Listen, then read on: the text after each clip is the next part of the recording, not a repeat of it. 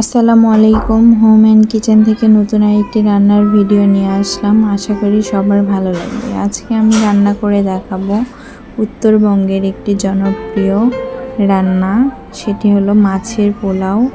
সবাই দেখে অনেক উপকৃত হবেন। অনেকে অনেকভাবে রান্না করে থাকেন, আমি আমার মতো করে আপনাদের মাঝে শেয়ার করতেছি। একটু কিছু হলেও শিখতে পারবেন আপনারা। চলুন দেখে আসি রান্নাটি করতে কি কি উপকরণ লাগে। একটা প্যানে আমি হাফ কাপ পরিমাণ রান্নার রেগুলার তেল নিয়ে নিলাম। তার মধ্যে 3টা তেজপাতা, 5-6টা শুকনো মরিচ, 4টা সাদা এলাচ, 4টা দারচিনি, 4-5টা লং, 10-12টা গোলমরিচ দিয়ে ভালোভাবে নেড়েচেড়ে ভেজে নিব। কিছুক্ষণ ভেজে নেওয়ার পরে হাফ কাপ পেঁয়াজ কুচি দিয়ে দিব, দিয়ে ভালোভাবে নেড়েচেড়ে ভেজে নিব ব্রাউন কালার হয়ে আসা পর্যন্ত। হালকা ব্রাউন কালার হয়ে আসলে 1 চা চামচ পরিমাণ আস্ত জিরা দিয়ে দিব।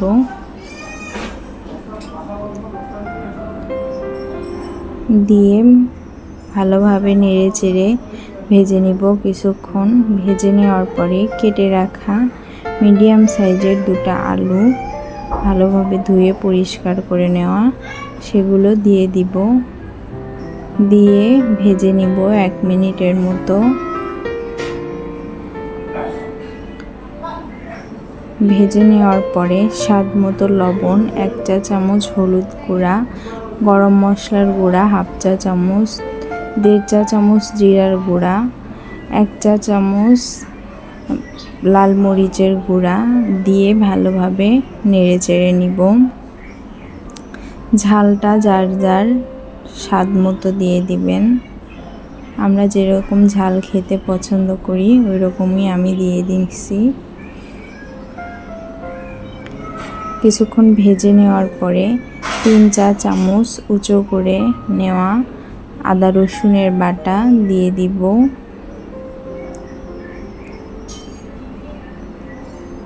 দিয়ে ভালোভাবে নেড়েচেড়ে ভেজে নিব।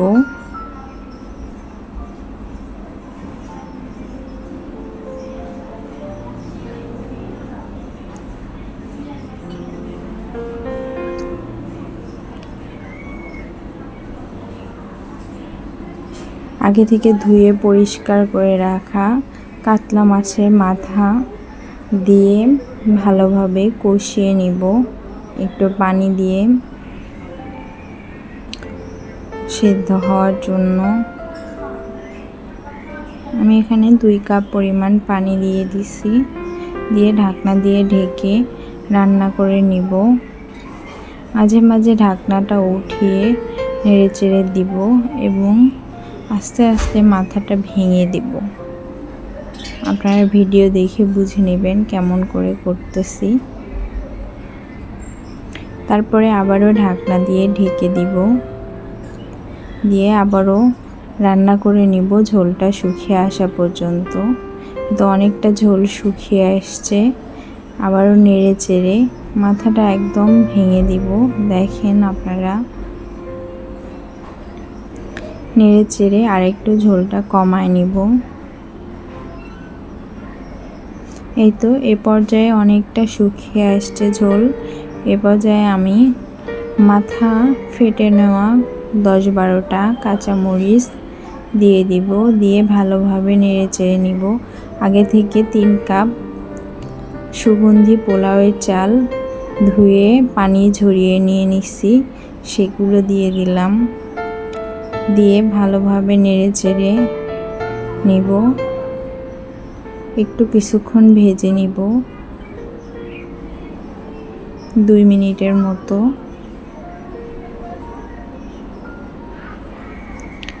এখানে আমি 3 কাপ চালের জন্য 6 কাপ পানি দিয়ে দিব।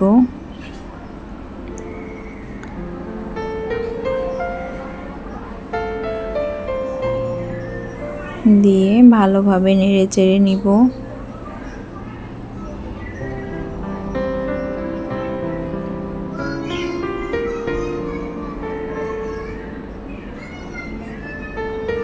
তারপরে ঢাকনাটা দিয়ে কিছুক্ষণ রান্না করে নিব, 5-6 মিনিট।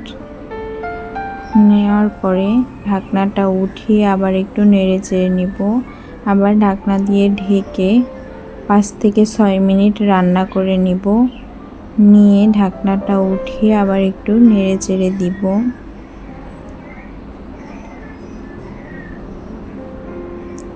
এ পর্যায়ে চুলার আঁচটা একদম লোতে করে ঢাকনা দিয়ে ঢেকে রাখবো 10 মিনিটের মতো। এই তো 10 মিনিট পর ফিরে আসলাম।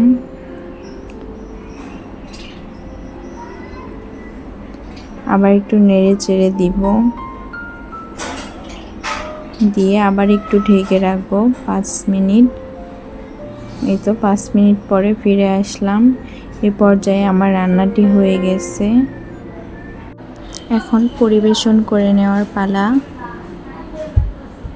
রান্নাটি শেষ। আমার ভিডিওটি যদি ভালো লেগে থাকে লাইক, কমেন্ট, শেয়ার এবং সাবস্ক্রাইব করে দিবেন। পাশে থাকা বেল আইকনটি প্রেস করে দিবেন সবার আগে নোটিফিকেশন পাওয়ার জন্য।